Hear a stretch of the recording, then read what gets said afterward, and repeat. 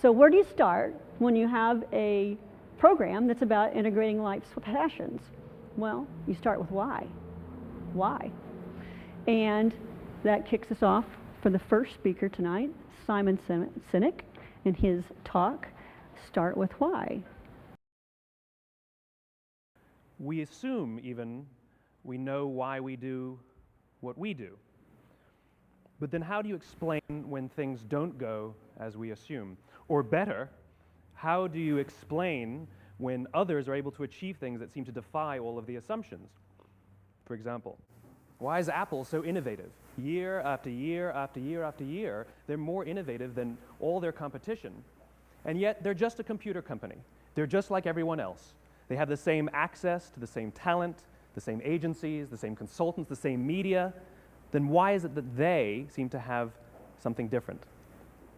Why is it that Martin Luther King led the civil rights movement? He wasn't the only man who suffered in a pre-civil rights America, and he certainly wasn't the only great orator of the day. Why him? And why is it that the Wright brothers were able to figure out controlled powered manned flight when there were certainly other teams who were better qualified, better funded, and they didn't achieve powered manned flight, and the Wright brothers beat them to it?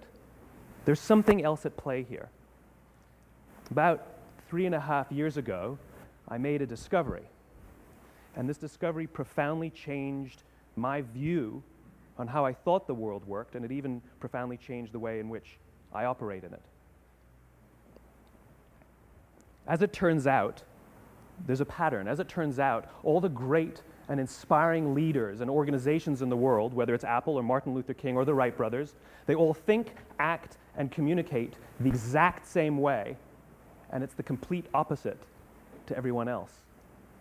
All I did was codify it. And it's probably the world's simplest idea. I call it the golden circle.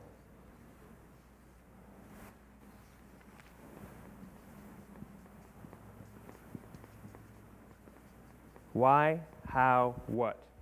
This little idea explains why some organizations and some leaders are able to inspire where others aren't. Let me define the terms really quickly.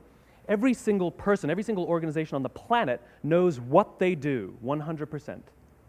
Some know how they do it, whether you call it your differentiating value proposition or your proprietary process or your USP. But very, very few people or organizations know why they do what they do.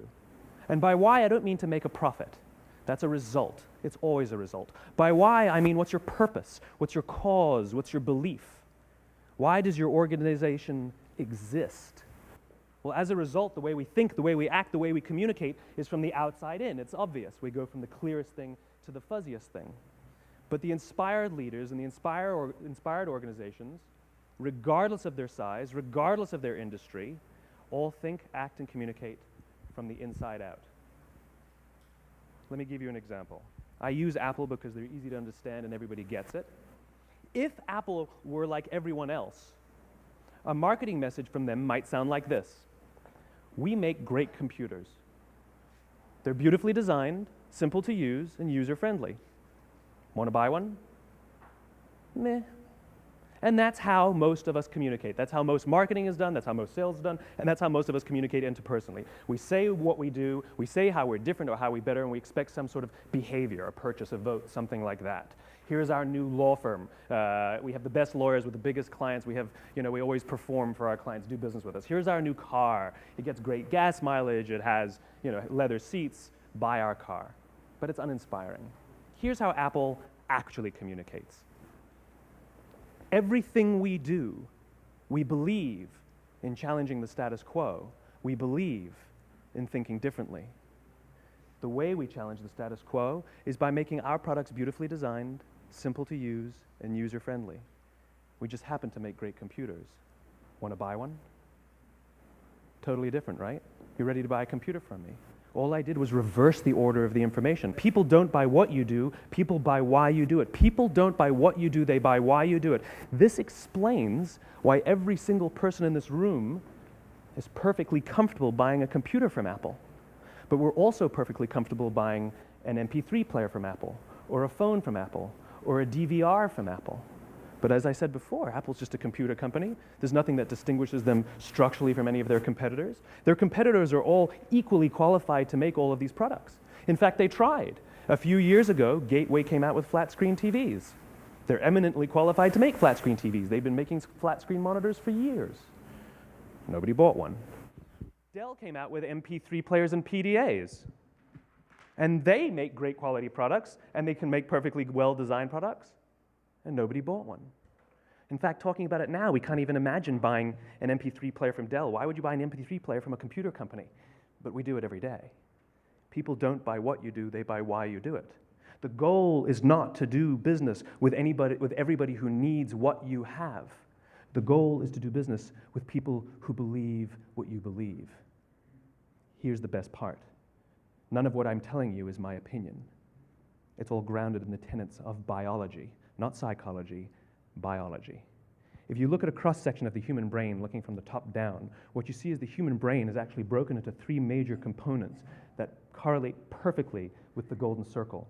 Our newest brain, our Homo sapien brain, our neocortex, corresponds with the what level. The neocortex is responsible for all of our rational and analytical thought and language. The middle two sections make up our limbic brains, and our limbic brains are responsible for all of our feelings, like trust and loyalty. It's also responsible for all human behavior, all decision-making, and it has no capacity for language. In other words, when we communicate from the outside in, yes, people can understand vast amounts of complicated information like features and benefits and facts and figures. It just doesn't drive behavior. When we communicate from the inside out, we're talking directly to the part of the brain that controls behavior, and then we allow people to rationalize it with the tangible things we say and do. This is where gut decisions come from. You know, sometimes you can give somebody all the facts and your figures, and they say, I know what all the facts and details say, but it just doesn't feel right. Why would we use that verb? It doesn't feel right. Because the part of the brain that controls decision-making doesn't control language. And the best we can muster up is, I don't know, it just doesn't feel right. Or sometimes you say you're leading with your heart or you're leading with your soul. Well, I hate to break it to you, those aren't other body parts controlling your behavior. It's all happening here in your limbic brain, the part of the brain that controls decision-making and not language. But if you don't know why you do what you do, and people respond to why you do what you do, then how will you ever get people to vote for you or buy something from you, or more importantly, be loyal and want to be a part of what it is that you do? Again, the goal is not just to sell people who need what you have. The goal is to sell to people who believe what you believe. The goal is not just to hire people who need a job. It's to hire people who believe what you believe. I always say that, you know, there's if you hire people just because they can do a job, they'll work for your money. But if you hire people who believe what you believe, they work for you with blood and sweat and tears. And nowhere else is there a better example of this than with the Wright brothers. Most people don't know about Samuel Pierpont Langley. And back in the early 20th century, the pursuit of powered man flight was like the dot-com of the day. Everybody was trying it. And Samuel Pierpont Langley had what we assume to be the recipe for success. I mean, even now, you ask people, why did your product or why did your company fail? And people always give you the same permutation of the same three things. Undercapitalized, the wrong people, bad market conditions. It's always the same three things. So let's explore that. Samuel Pierpont Langley was given $50,000 by the War Department to figure out this flying machine. Money was no problem. He held a seat at Harvard and worked at the Smithsonian and was extremely well connected. He knew all the big minds of the day. He hired the best minds money could find, and the market conditions were fantastic. The New York Times followed him around everywhere, and everyone was rooting for Langley. And how come we've never heard of Samuel Pierpont Langley? A few hundred miles away in Dayton, Ohio, Orville and Wilbur Wright. They had none of what we consider to be the recipe for success. They had no money. They paid for their dream with the proceeds from their bicycle shop. Not a single person on the Wright brothers' team had a college education, not even Orville or Wilbur. And the New York Times followed them around nowhere. The difference was Orville and Wilbur were driven by a cause, by a purpose, by a belief. They believed that if they could figure out this flying machine, it'll change the course of the world. Samuel Pierpont Langley was different. He wanted to be rich, and he wanted to be famous. He was in pursuit of the result. He was in pursuit of the riches. And lo and behold, look what happened. The people who believed in the Wright brothers' dream worked with them with blood and sweat and tears. The others just worked for the paycheck. And they tell stories of how every time the Wright brothers went out, they would have to take 5 sets of parts because that's how many times they would crash before they came in for supper. And eventually, on December 17th, 1903, the Wright brothers took flight. And no one was there to even experience it. We found out about it a few days later. And further proof that Langley was motivated by the wrong thing, the day the Wright brothers took flight, he quit. He could have said, "That's an amazing discovery, guys. Now we'll improve upon your technology." But he didn't. He wasn't first. He didn't get rich. He didn't get famous. So he quit. People don't buy what you do, they buy why you do it. And if you talk about what you believe, you will attract those who believe what you believe. Well, why is it important to attract those who believe what you believe? Something called the law of diffusion of innovation. And if you don't know the law, you definitely know the terminology. The first 2.5% of our population are our innovators. The next 13.5% of our population are our early adopters. The next 34% are your early majority, your late majority, and your laggards. The only reason these people buy touch-tone phones is because you can't buy rotary phones anymore. We all sit at various places at various times on the scale, but what the law of diffusion of innovation tells us is that if you want mass market success or mass market acceptance of an idea, you cannot have it until you achieve this tipping point between 15 and 18% market penetration, and then the system tips. And I love asking businesses, what's your conversion on new business? And they love to tell you, oh, it's about 10%, proudly. Well, you can trip over 10% of the customers. We all have about 10% who just get it. That's how we describe them, right? That's like that gut feeling, oh, they just get it. The problem is, how do you find the ones that just get it before you're doing business with them versus the ones who don't get it? So it's this here, this little gap, that you have to close, as Geoffrey Moore calls it, crossing the chasm. Because you see, the early majority will not try something until someone else has tried it first.